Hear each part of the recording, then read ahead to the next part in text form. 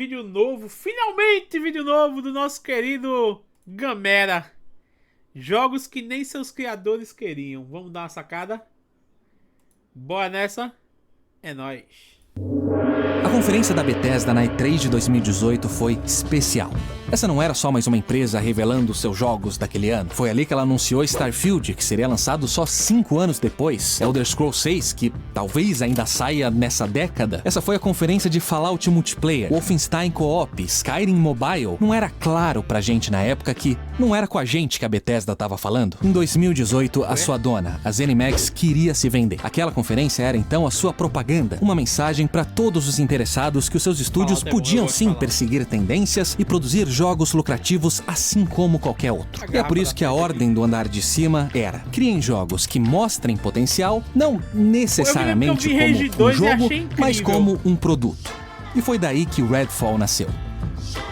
O pitch de elevador não era ruim. A fórmula de simulador imersivo da Arcane, tão adorada pela crítica, mas com apelo comercial de um jogo como serviço. A Arcane, especificamente o estúdio de Austin, já tinha mostrado a sua capacidade. O seu jogo anterior, Prey, é até hoje considerado uma obra-prima por muitos dos poucos que jogaram ele. Quem sabe não era justamente isso que faltava? É claro que existiam alguns problemas a serem resolvidos. Por exemplo, como as armas e itens tão criativos e únicos dos seus outros jogos casariam com um sistema de loot muito mais sobre quantidade daqueles jogos que eles estavam se inspirando. Tinha também o pequeno empecilho de que a Arcane não tinha experiência nenhuma em jogos como serviço. E o grande empecilhão de que ninguém ali realmente queria fazer um jogo como serviço. Um dos maiores problemas apontados durante o desenvolvimento foi a falta de uma visão clara do que exatamente era aquilo. A referência mudava o tempo todo. Uma hora era tipo Far Cry, outra era tipo Borderlands. Seja lá o que fosse, a intenção era sim competir com os grandes jogos como serviço, como Destiny e Fortnite. Só que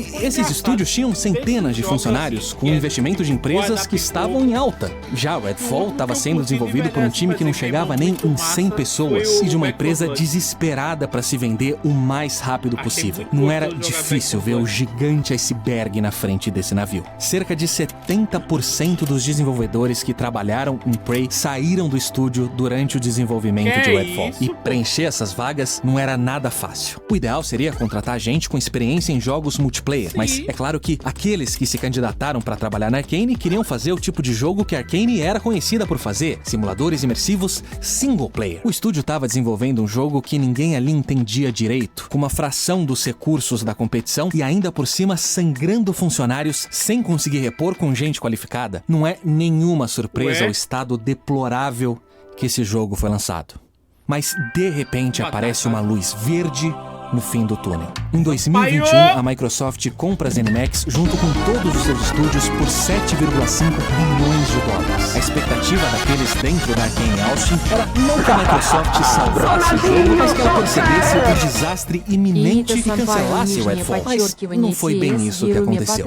A Microsoft adotou uma filosofia de não mexer no time que tá ganhando. O problema, claro, era que ninguém ali tava ganhando porcaria nenhuma. O Redfall foi anunciado durante o showcase da empresa naquele mesmo ano, justamente no final, como um One More Thing, o lugar geralmente reservado para o grande anúncio do evento. O seu lançamento aconteceu 2 anos depois. Esse foi o primeiro grande jogo dessa nova parceria e não tinha como começar pior. Só um ano depois, a Microsoft fechou a Arcane Austin, colocando finalmente um ponto final na história desse jogo que absolutamente ninguém queria. Tem coisas na vida que não se importam com o que você quer. Publishers de jogos é uma delas. Outra é a calvície. Talvez você tenha passado todo o ano de 2020. Manual, se quiser dar um grau aqui, nós, tá? Eu vi estudo de caso. A BioWare passou 7 anos desenvolvendo o primeiro Dragon Age. E valeu a pena. A sua recompensa foi o prazo de 1 ano para desenvolver uma sequência. O outro projeto do estúdio, o MMO Star Wars The Old Republic, estava em maus lençóis, tendo sido adiado pelo 3º ano consecutivo, o que criava um buraco no ano fiscal da sua dona, a EA. A decisão, então, já tinha sido feita por eles. Dragon Age 2 preencheria esse buraco. Como você faz uma sequência de um RPG em 1 ano? Bom, uma ideia já existia e era muito bem vista dentro da puxado, BioWare. né? Uma sequência ambiciosa, se passando durante um grande conflito político de escala global, onde o jogador formaria uma organização chamada de Inquisição que viajaria pelo mundo ajudando as pessoas.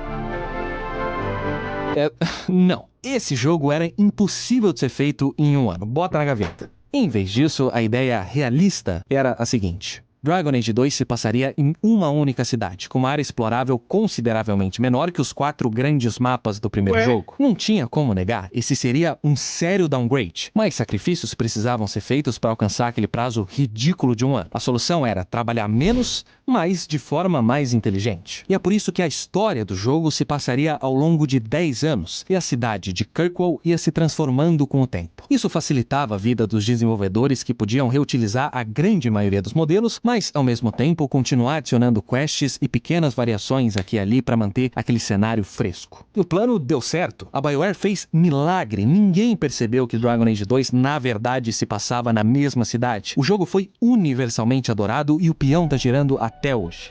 Sério, véi?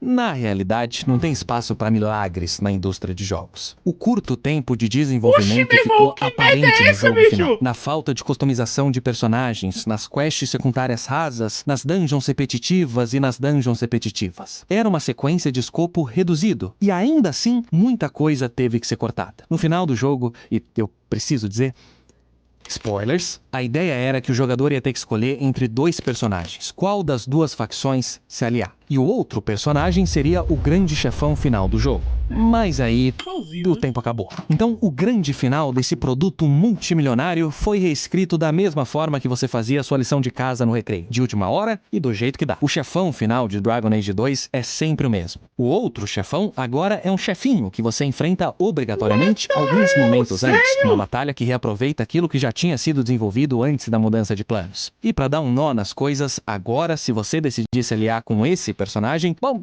ele só decide te trair instantaneamente mesmo assim. A última esperança da BioWare era mudar o nome do jogo. No lugar do 2, chamar ele de Dragon Age Exodus, comunicando para os jogadores que essa não era a grande sequência que todos esperavam, mas um spin-off. Mas isso não se alinhava com as vontades da toda-poderosa EA. Aí Eles não é uma queriam só um merda jogo pro mesmo, seu né, ano véi? fiscal, eles queriam Dragon Age Bicho. 2. A EA não é um mal necessário, não. A EA é um mal desnecessário, né, velho? Porque ela tem o toque de merdas, pô. Ela vai cagar isso aqui que a gente gosta, né, velho?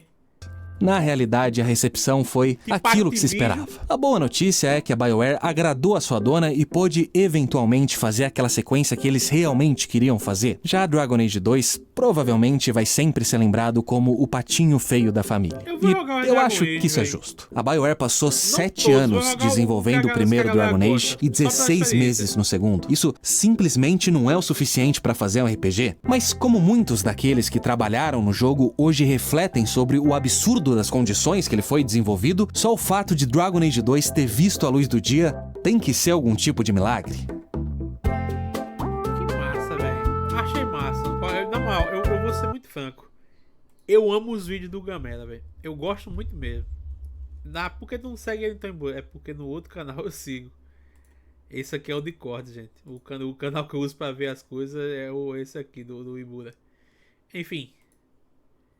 Eu queria muito que o Gamela trouxesse mais vídeo, porque o cara é muito bom, velho. Ele é muito bom. Os vídeos dele são absurdos, velho.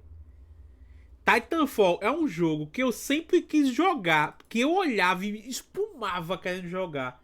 E o jogo morreu mais rápido do que nasceu, velho.